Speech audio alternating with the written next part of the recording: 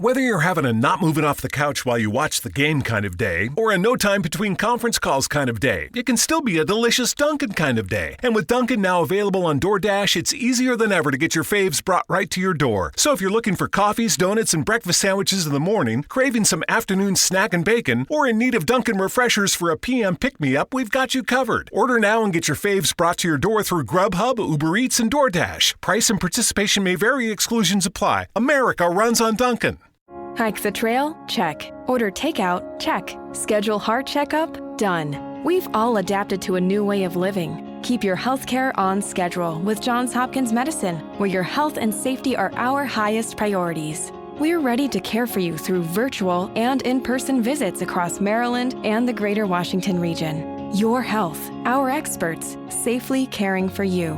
Schedule your care now. Learn more at hopkinsmedicine.org/safe.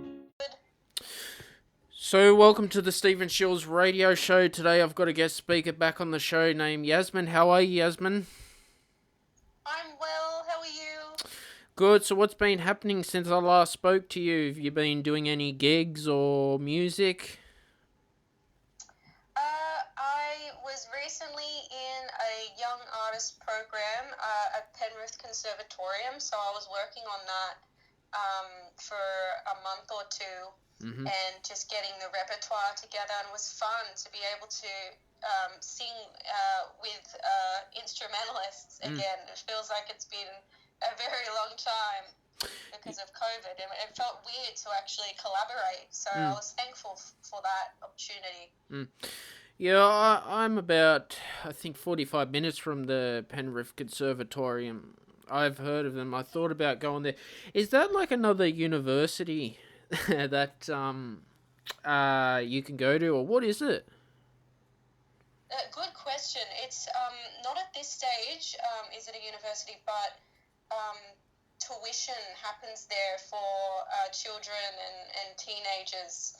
So it's kind of like a music school at this point, but I think it could have the facilities at some point to be a university. So I think they could be priming it for that in the future at some stage. Is it a private institution, or do you have to pay for your fees to go there? I think it's just like a regular music school where you pay a fee every week to have lessons with a tutor, with a coach. So I'll be teaching there next year as a tutor, which I'm looking forward to as well for singing. Yep. So yeah, no, it's a nice little place. I remember I used to do piano exams there when I was a young'un, when I was about 9, then going into my teenage years. But yeah, it was nice to be back there and to collaborate with other talented musicians, composers. Yeah, it felt weird definitely after this whole COVID thing. Yeah, I know everything was going on Zoom during the COVID-19 pandemic, which was just strange, going into digital. I know Zoom got very popular, and then you had Skype as well. Did you do any rehearsals on Zoom? You know, my vocal teacher is actually from Zurich, so which is in Switzerland. So we've been doing just, you know, obviously I'm not going to go over to Zurich in this, but we've just been doing Skype vocal lessons, and I had a few Zoom meetings with the team helping me out with the opera and writing the libretto and the music for it. So we had to do Zoom meetings over that to work on that show, and I was working with my teacher, so I feel like everything has been online for me these days, and I've even been having a few students over Zoom and Skype still to this day, but it was weird this year just teaching for months online. It was weird to not see anyone. Yeah, I always find, for me, with online learning, I just fall asleep. I just can't pay attention, to be honest. I hate it. It's hard to focus.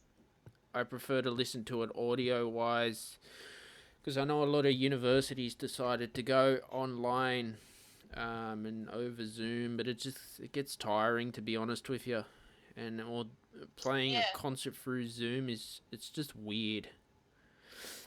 It is weird, and it's hard with the glitches too. I mean, I've had some cases with singers where they'll just be singing something, and then after a few words, that the sound is gone, and then another few seconds they come back in, and then it cuts out again, and it's really hard to give good feedback when your singer is going in and out. Yeah, I suppose technology really became quite like big this year. Everything was going all digital. Bigger than ever before. Yeah, which was quite strange during the whole pandemic. But did you manage to still practice, or did you do any choir lessons on Zoom, or choir practice on Zoom or Skype? I still managed to keep busy with my vocal practice. I did mainly vocal lessons with my teacher, but at times during the meetings I had to sing what the composer had written as well for the project. So I've been thankfully I didn't lose motivation during the pandemic. I think because we were all so bored, so it was, I think we were a lot of us were more motivated to do the work during the pandemic because we just were sitting around all day, So in a way, I felt kind of more determined to work on myself throughout this period, which has been a good thing in a way. Yeah, I suppose for myself too, I decided to do, get all my work out on Spotify. I did a lot of writing this year. I start writing my new album in January for my new single, Apocalypse. That's exciting. Just got a mix of orchestral work and electronic, so mixing it up a bit. Still film-based as well, and building the website as well. That's been fun, taking on entrepreneurship. Nice. But really cool. I found during the pandemic I took up some yoga as well. Do you use any yoga apps, or how do you do your daily practice? I love yoga with Adrienne. I came across her in 2015. Adrienne Mishler, her name is. She's a yoga YouTuber, very popular, has millions of subscribers. But at this point, I don't think she was just starting out, but she wasn't as big as obviously her platform is today. And she's she comes across as the absolute sweetest, most nurturing yoga teacher online. Really, well, not that I've not really looked at too many other yoga teachers' videos, because I just knew from watching her videos that I thought I love this girl. I want to just do yoga with her every week online. But I think her videos are really about self-love and nurturing yourself, which is so important for yoga as well, because I think that, for me, I thought that yoga was just like turning yourself into a pretzel, doing really, outlandish sort of moves, but it's not that way at all. What doesn't have to be that way. I mean, if you want to go hardcore, of course you can follow that journey, but for me, I just wanted something that would help, ease my nervous system and calm me down in times of anxiety. So, for me, that kind of self-nurturing yoga practice and the yin yoga, I love to do. Yeah, I mean, there's so many different styles of yoga out there. I mean, I just decided to settle down with hatha, a bit of yin, and just restorative. Me too. I was finding if I was trying to do an Ashtanga yoga session, I'd get sore trying to do arm balance, headstand as well. Each to their own. There's so many styles out there. Yeah, I think it depends on your mood as well. I mean, if you're tired and you just need to, restore yourself, then yin or hatha is great. But if you're feeling full of energy and ready to go, then vinyasa can be really nice as well. So, yeah, I guess it depends on what you need on that day, which is also the great thing about yoga, is that you have the choice to do the style that you want to do on that day. Yeah, it is good to do that sort of stuff as well. You know, I've even been on a meditation retreat up to the Blue Mountains. That was good to get away from everything. Sometimes it's just good to get away, clear your mind, clear your head. You know, get away from the computer and no phone with no reception, which is good. That's the best. Yeah, I remember I was struggling with that when I did the retreat too, but it's a good thing. I mean, it kind of opens your eyes to, oh wow, I really am quite dependent on this thing. But since then, music-wise, what else have you been doing? Have you been keeping your mind occupied with? What else do you do? Well, throughout this next week, I'll be doing some caroling. So I've been kind of revising all the carols in the book. I've got my caroling book here, and I've been, going over a lot of the traditionals that we tend to do. So I'll be doing that over the next week. It's a bit of fun. Hopefully spread some Christmas cheer, though it's hard in these times. You know, a lot of people won't be feeling Christmassy, but I think it's a good thing to do. So I look forward to that throughout the next week. A lot of them have gotten cancelled due to COVID as well, which has been hard. But, we just do what we can.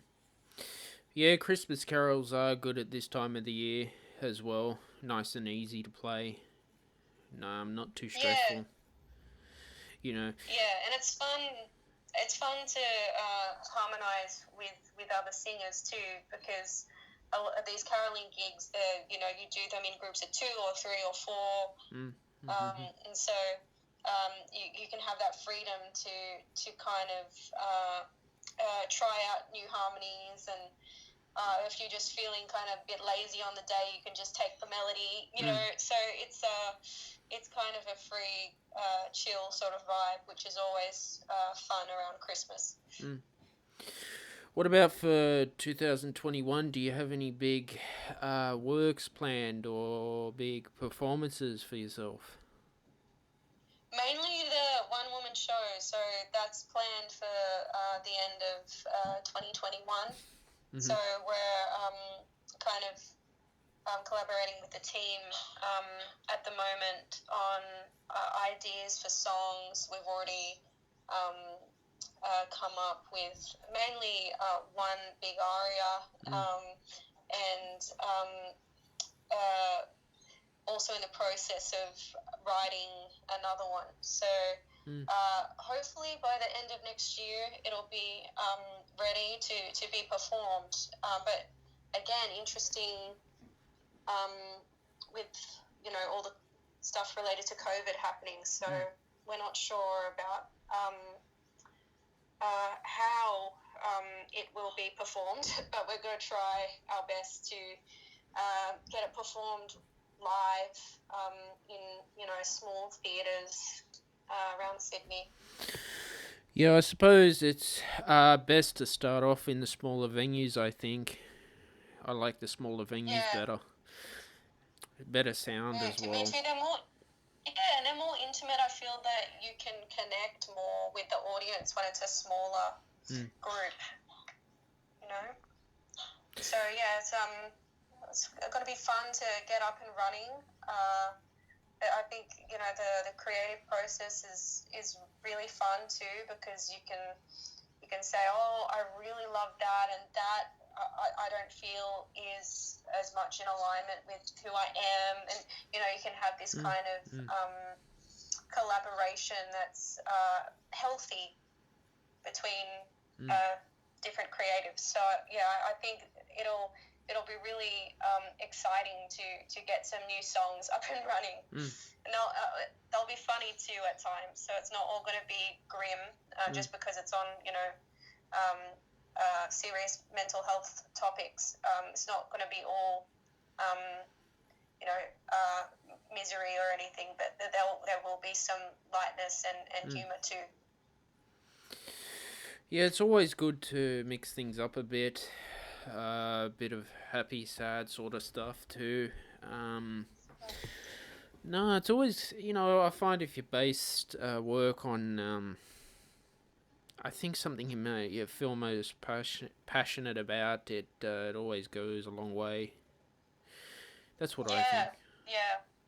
And I think all of us in the team are passionate about mental health too, and mental health awareness. So I think we're onto a good thing, all being passionate about this topic. Yeah, I found during the pandemic was affecting a lot of mental health too, especially the media every day just bombarding with false information and driving people crazy. Started to drive me crazy a bit, but I just switched. I don't think any of us will forget about the whole toilet paper hoarding situation. That was, I remember looking back at that and thinking, this is kind of like obsessive compulsive behavior. As someone with obsessive compulsive disorder, it was really interesting and sad for me to see, I guess, other people engaging in behaviors that were, essentially hoarding and obsessive compulsive. It was weird to see, people who would probably otherwise be mentally healthy start doing these things, and it was just really eye-opening to see. But I'm really glad, obviously, that that's not happening nearly as much anymore. Yeah, I remember going to like Coles or Woolworths, and the shelves were empty of, I think it was pasta, vitamin C, hand sanitizer, toilet paper. Oh my God. I even rang up complaining what's going on, Yeah. It was mad, really. I mean, looking back, it was really, like I said, eye-opening and sad, I guess, to see other people feeling that they needed to do these things. But hopefully, I think a lot of us have learned a lot of things from this pandemic.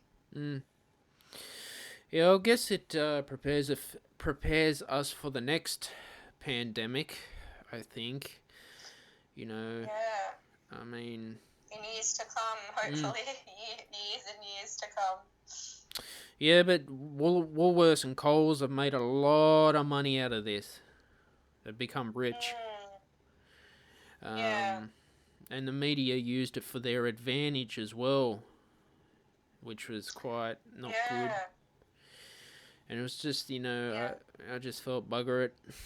No, I'm not going to listen to it. I'd rather put my Netflix on. I think that, bombarding yourself with the news at that time was, I guess, unhealthy for a lot of people, because when you're hearing the same messages over and over, all around misery and fear-mongering, there was so much fear-mongering in the media reports, which I understand, like, this is a very scary situation. But if we're listening to that all day, of course, we're going to feel unsettled and depressed and, lonely, all these negative things. So I think it was important to engage in other things too. I mean, I found TikTok throughout all of this as well. I didn't even really know much about TikTok. I discovered it in the pandemic, and that was an outlet for me that was really helpful because it got me back into dancing, which I hadn't done for a long time. So I think it was all about how we managed our time in a way that was helpful to us. Yeah, I've seen some of your videos on TikTok as well, or Instagram. Yeah, they're a good laugh. No, it's always good to do something like that. I never really, I tried TikTok, but I don't understand it. I just stick with Instagram and Facebook. TikTok not for me. I've got Twitter as well, but very occasionally I do tweet on Twitter. Nice.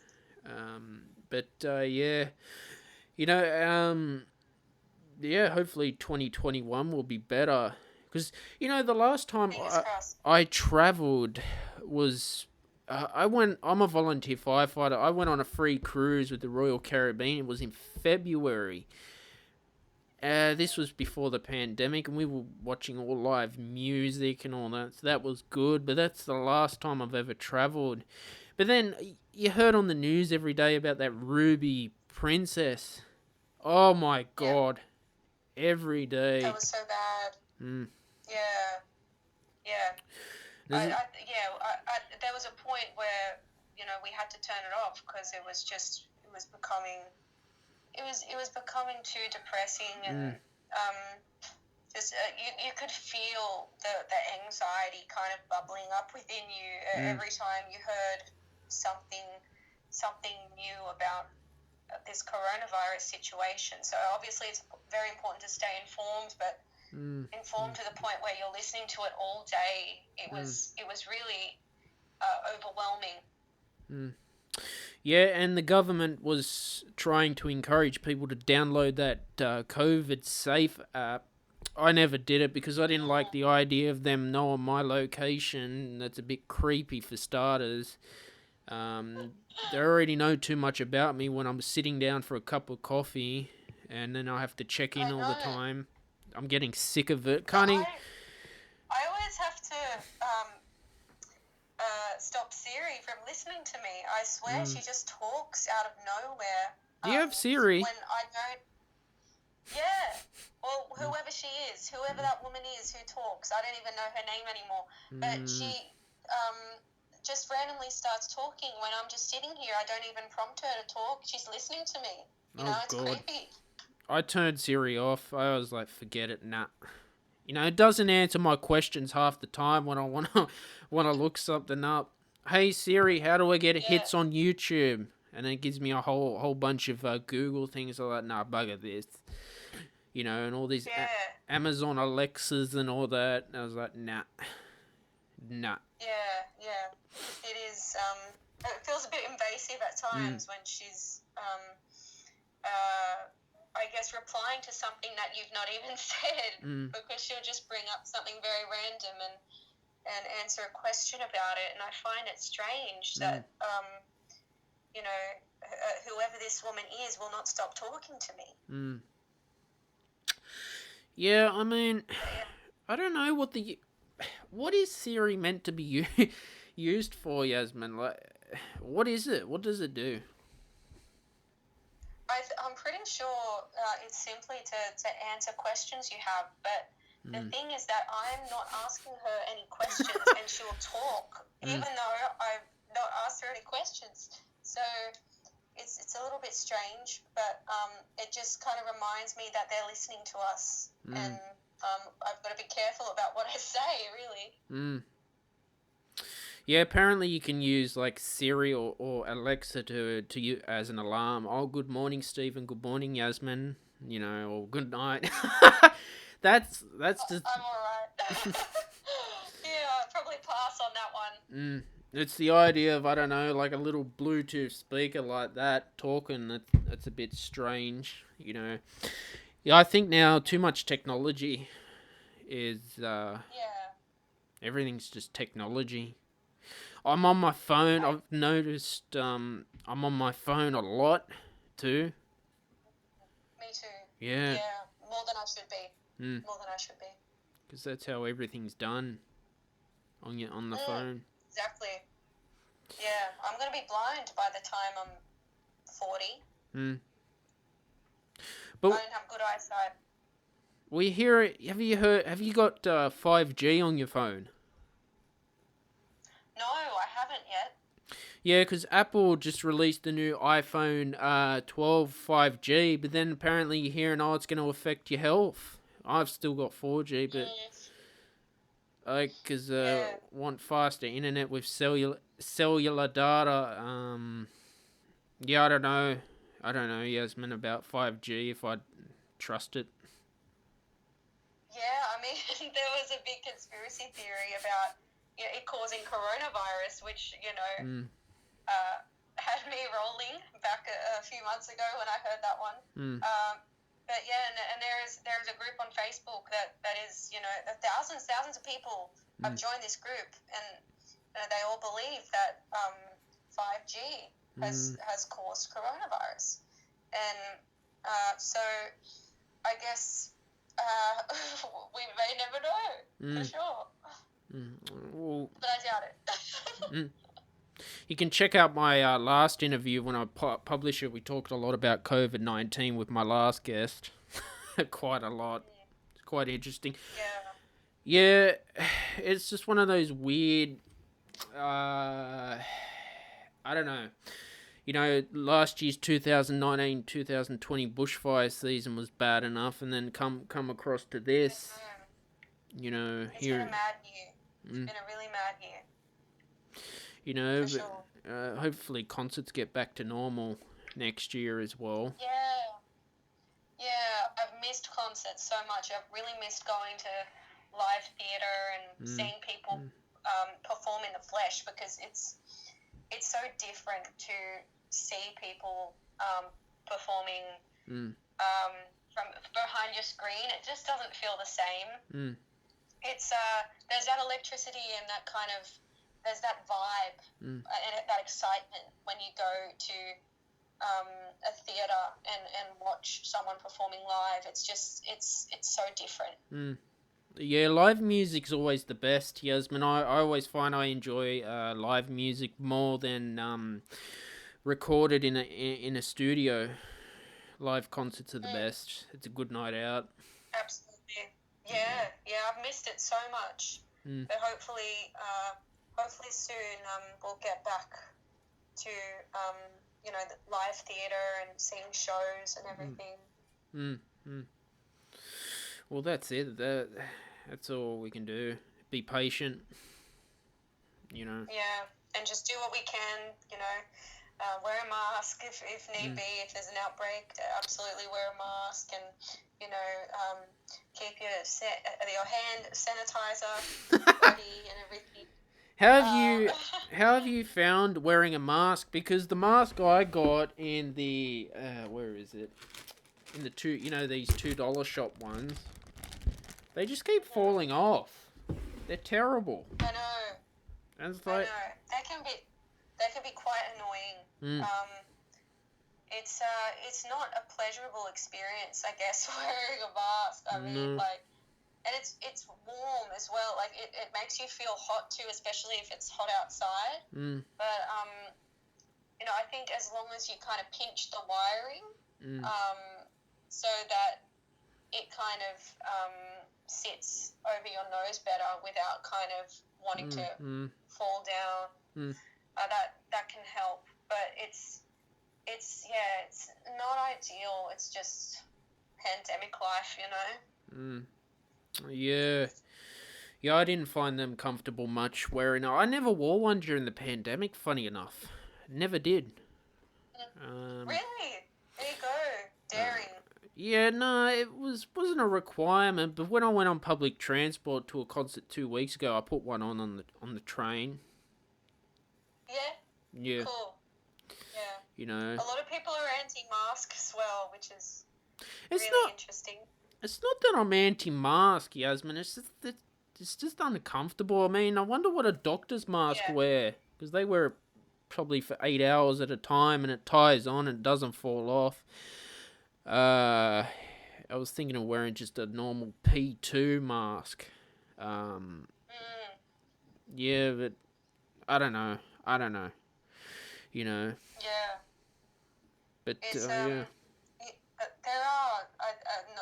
not you, but there are a lot of people who don't believe in wearing them, and think that it's against our constitutional rights to wear a mask. So that's been an interesting viewpoint to kind of sit back and kind of watch from a distance. It won't protect you. It won't give you full immunity from the coronavirus, a mask. Yeah, true. I don't know what the point of wearing one was. Was it to stop the spread, or I don't know. I mean, if you had it, you wouldn't pass it on, but yeah. Yeah, I think to lessen the likelihood that you'd get the virus or transmit it. I think less. I'm not a scientist or anything or a doctor, but I think you lessen the transmission probability by a certain amount. I don't remember the exact percentage, but it's enough to make a difference, I think. It is.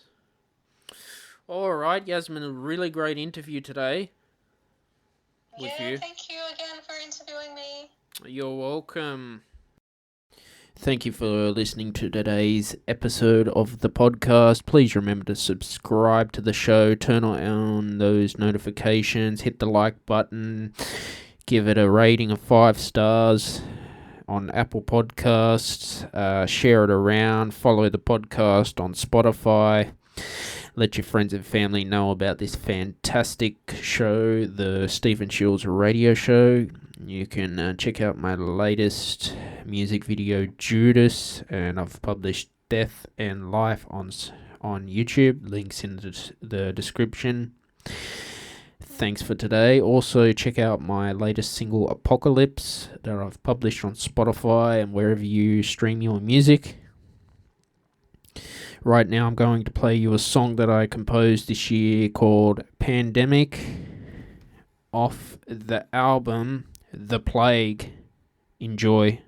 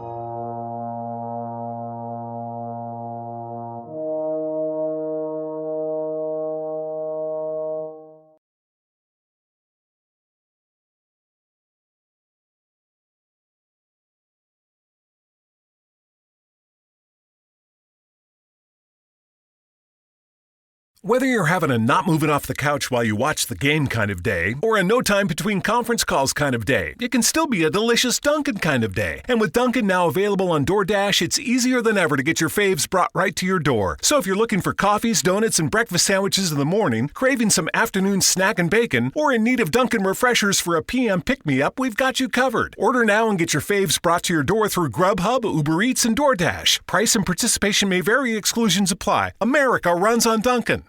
Hike the trail? Check. Order takeout? Check. Schedule heart checkup? Done. We've all adapted to a new way of living. Keep your healthcare on schedule with Johns Hopkins Medicine, where your health and safety are our highest priorities. We're ready to care for you through virtual and in-person visits across Maryland and the greater Washington region. Your health, our experts, safely caring for you. Schedule your care now. Learn more at hopkinsmedicine.org/safe.